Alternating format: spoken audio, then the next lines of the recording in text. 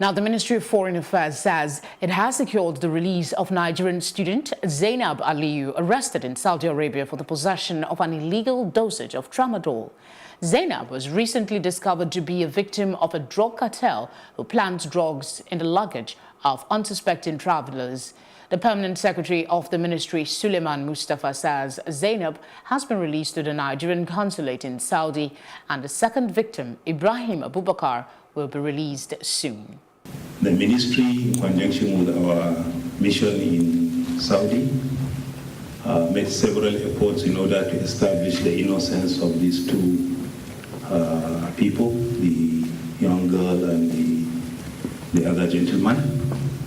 And arising from that effort, at least we were able to bring to the attention of the Saudis the level of innocence of these two people, these two Nigerians.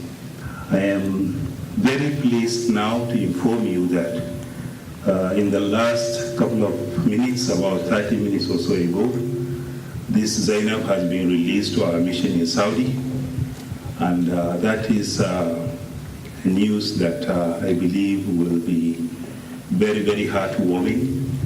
And we believe the other gentleman, who is Ibrahim Abubakar, will also be released by tomorrow, because by the time they were able to get Zainab out, it was closing time at the prisons, so they couldn't get to his own location to be able to,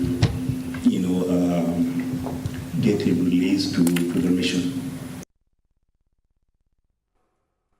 Joining me in the studio is Obi Ajegbo, a legal practitioner. She'll be shedding light on some of these issues, the IGP and the release of Zainab Aliyu. Thank you very much for joining us on the news. Let's start with the most recent. Zainab released. Some good news. What is your reaction? It's highly laudable. I am very proud that an innocent person has not been killed. And that's why we have high commissions everywhere to protect the interests of the Nigerian, to step in and speak for them. Do you expect to see Nigerian government react so proactively in subsequent cases? Because we've had too many Nigerians being executed in other countries. Now we know that there's a possibility that they'll be innocent. I believe that this should be the way to go now for the government. In Malaysia and other places that people have come out from Nigeria at around that time, especially emanating from Kano. Kano is the place they've discovered. There's no gainsaying that it could happen. It could have been happening in Lagos or Port Harcourt. So I would expect that the government would look into these cases and investigate and liaise with the government to spare these innocent people's lives.